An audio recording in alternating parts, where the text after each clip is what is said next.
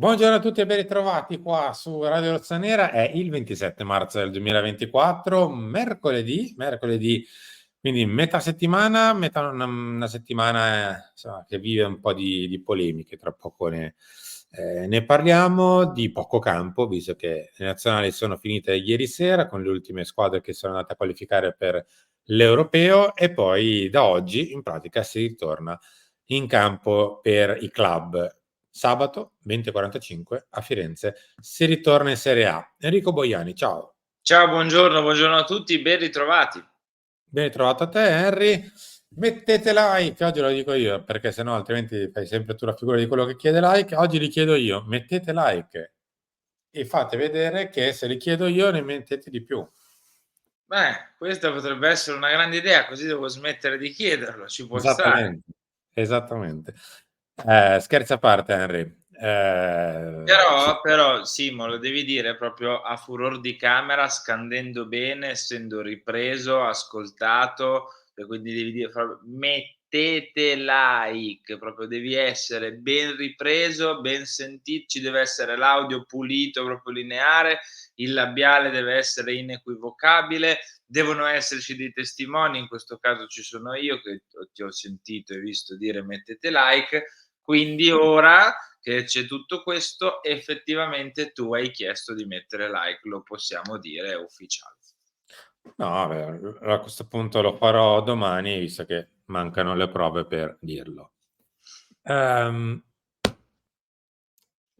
sche cosa dobbiamo fare? La buttiamo sul ridere, se no dovremo piangere. Vabbè, Acerbi assolto, l'ira del Napoli, la prova non c'è. O meglio, non c'è la prova, ma tant'è. Il concetto è sempre lo stesso. Il giudice sportivo non è dimostrabile l'insulto razzista, Juan Jesus furioso, il club, siamo basiti, Inter in silenzio. E ci mancherebbe altro, che devono fare? Devono pure esultare. Qualcuno ha esultato, ma sorvolerei anche su quello. Vabbè, va bene, dai. Tra l'altro di Juan Jesus starebbe anche pensando di fare qualcos'altro insieme al suo agente, ma insomma è ancora qualcosa di non ufficiale, quindi niente ragazzi, credo che sia fatta la propria opinione di quello che è successo qualche giorno fa, durante la partita, nel post partita, il giorno dopo e ieri. Ehm, insomma, si è anche un pochino andati contro quelle che erano alcune decisioni del passato in merito a alcune decisioni che erano già arrivate su insulti dove uno diceva di averlo detto cioè di averlo sentito, e l'altro diceva di non averlo detto. Ma vabbè, ragazzi, non è Brutto stato capitolo del calcio italiano questo, pazienza bruttissimo capitolo. Non mi sento di dire altro onestamente, se non veramente l'ennesimo brutto capitolo del calcio italiano. Ehm, e sai cosa mi dispiace? Che poi questa cosa non è che rimane nel confine italiano, la sappiamo noi, no, ehm eh?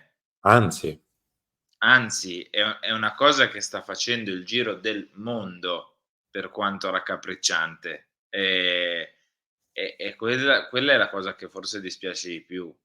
Oltre al problema in sé, di cui ovviamente ci dispiace perché è una roba allucinante, ma il fatto che proprio il calcio italiano viene come sempre diciamo, arrivano questi "spot" tra virgolette terribili, terribili per il nostro calcio ed è un peccato. Ecco, ripeto, oltre al fatto in sé che io spero e penso non ci debbano essere ulteriori parole per descriverlo, perché come dico sempre siamo nel 2024. Però così è. Io non ho veramente parole. Cioè, ripeto, non so come commentare tutto questo, non so se voglio farlo, probabilmente no. Ehm, ma guarda, chiudiamo prima di tornare al Milan. Delle sì, due l'una. Una, se l'insulto non c'è stato, come ha dichiarato Acerbi, perché d'altronde se Acerbi avesse ammesso di averlo detto non saremmo qui a vivere questa situazione. Se non ci fosse stato, io Acerbi, da oggi in poi, lavoro attivamente perché la mia immagine è stata sporcata pesantemente e sarei furibondo di passare anche lontanamente per un razzista se io non ho detto nulla, e farei qualsiasi cosa, anche legale, perché io possa uscirne nella maniera più pulita. Se invece l'insulto c'è stato e ho anche, dopo aver insultato una persona dandogli, insomma, con un insulto razzista, oppure detto l'opposto di quello che è accaduto, quindi ho mentito, sono doppiamente colpevole. Però ogni tanto, insomma, si No, poteva... magari Acerbi adesso lo farà, non lo so. Di certo qualcosa che non è andato bene in tutto questo, in tutta questa storia c'è. E Guarda, si poteva fare una roba molto semplice, sempre se l'insulto c'è stato, cosa che è probabile, ma tant'è. Si poteva uscirne, tra virgolette, bene. Il campionato dell'Inter è finito, ti prendi la squalifica fino a fine stagione praticamente, l'Inter non ha ripercussioni, tu ammetti l'errore, ti prendi la squalifica, Juan Jesus non passa per il bugiardo di turno e la cosa va sicuramente sì, meglio di come chiedi è andata. scusa, ammetti di aver sbagliato magari ma Ma finisce lì, ma si è persone, cioè tutti possono sbagliare. Ehm, Così è forse ancor peggio, però va. torniamo a noi. Elio Edward ha iniziato l'analisi dei contenuti dei telefoni, la procura indaga tra tablet e altri dispositivi informatici, niente riesame per gli indagati. Questo è quello che è accaduto 2 giorni fa in realtà, perché è l'inizio del lavoro degli inquirenti sul materiale sequestrato di 2 giorni fa.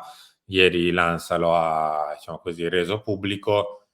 Se volete saperne di più, o il talk di ieri sera, con l'intervento in fondo dell'avvocato, o lo stesso intervento dell'avvocato in clip che è O uscito alle tutte e 2. 19, O oppure tutte e tutte e 2, due, cioè ma è la prima vi stessa cosa. fate così, prima vi guardate la clip, Mm, così poi il talk potete vederlo solo fino a una certa, cioè non c'è bisogno che lo guardiate tutto, capito? tutto, esatto. Così siete più furbi, e ci date le views a destra e a sinistra. Olivier negli USA c'è l'accordo Kiel il nuovo 9, Gyökeres in Paul, Milan via il dopo Giroud. Se volete sapere di più c'è caffè in radio alle 7. Quindi Noi oggi mattino praticamente Milan è siamo inutile. diamo appuntamento agli altri video, cioè, se volete c'è Caffè in Radio, tra l'altro gran bel video Caffè in Radio, veramente recuperatelo. Se volete sapere sull'indagine, la clip di ieri, se volete sapere più su Juan Jesus Acerbi, il talk di ieri. No, scherzi a parte. Gyökeres in Paul magari, io la vedo un po' Allora, guarda, ti complessa. leggo il sotto. Dialogo avanzato con i Los Angeles e fin qui ci stiamo. È così, insomma, la decisione ormai è presa, va Sì, sistemata la parte economica con Olivier e Los Angeles, quindi teoricamente noi non c'entriamo più a questo punto. esa Contratto da 18 mesi. Zirkzee piace, ma costa. Si segue anche Sesco. Perché invece Gyökeres viene via con 3,50 €, forse 3,49 €. No, non lo so. Del 3,49 tra l'altro è il prezzo del passato di verdure al supermercato davanti alla radio. Vabbè, d detto ciò, No, non mi azzarderei mai a paragonare Gyökeres a un passato di no, ma verdura. infatti, detto ciò, Gyökeres è quello credo che costa di più. Eh, eh. Ma ci sta, è anche giusto, posso dirti, è anche giusto. Cioè, Guarda, per come la vedo io, tra Zirkzee e Sesko, con i riscatti di alcuni prestiti, con magari la cessione di un medio peso, non so, se per caso arriva un'offerta per un Ciao, un Kalulu, magari un Bennacer, mh, qualcosa del genere, eccetera, oppure anche senza fare nulla di cessioni di medio peso, insomma, semplicemente con il budget di Champions più dei riscatti dei Chiellini, eccetera, ce la puoi fare a farla appunto di quel tipo. Se vuoi arrivare a Gyökeres, e invece per me sul piatto devi mettere una cessione. Perché Sì, tra anche se io cartellino eccetera arrivi verso i 100, io te lo ripeto, cioè per me stiamo un pochino sottovalutando il prezzo di Zirkzee. Cioè, Mh. io non credo che Zirkzee vada via 50, 55 milioni onestamente. Se ha delle richieste da più squadre, cioè, l'anno scorso Højlund ha dato via 70, ha segnato meno di Zirkzee. Porta il Bologna in Champions League, cioè fa quarto, terzo, quinto, vediamo quanto in campionato. Ehm, il Bologna ha una clausola da 40 valida solo per il Bayern e al 50% il Bayern sulla rivendita. Questo mi fa pensare che il Bologna non accetterà una cifra che gli fa entrare 20, 30 milioni. Mh. Vorrà che nelle proprie casse entri di più. E quindi secondo me il prezzo di Zirkzee non sarà sul livello di Sesko, sarà molto più alto. Sesko ha la clausola da 50 milioni, lo sappiamo, è quella, è okay. Per me Zirkzee si avvicinerà di più a Gyökeres che a Sesko. Poi magari arriviamo ad agosto, nessuno offre niente e il Bologna accetta anche 50 milioni, 45 No, milioni, non lo so. 50 no, ma no, no. Per me si andrà su 60 abbondanti. Ecco, quindi per me il prezzo di Zirkzee è più o meno a metà tra Sesko e Gyökeres, tendente a Gyökeres.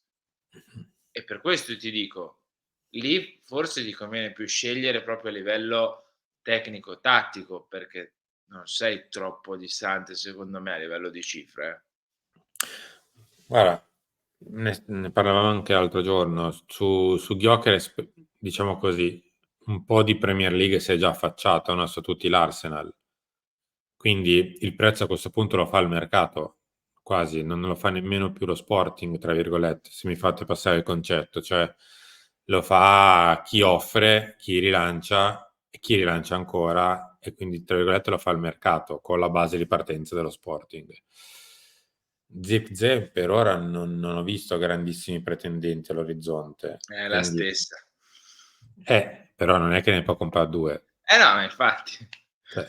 Facciamo uno per uno, io ci sto, eh. Quindi cioè, sugli altri non ho visto ancora accendersi i fari di qualche grande big che ti dice: "Vabbè, ma io quest'anno punto su di lui", quindi magari non ci saranno grandissimi rilanci, magari sì, magari no, però in linea di massima sarà uno snodo pesante perché, diciamo almeno 2/3 del tuo budget probabilmente andranno lì.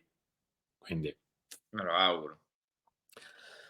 Harry, noi siamo arrivati in chiusura, ci ritroviamo tra poco alle 11 con Chiama Milan, poi ci ritroviamo a Lancia, al Talk e in serata con Filo Rossonero. Quindi ciao, Ciao a tutti, buona giornata. ciao, ciao, ciao, ciao.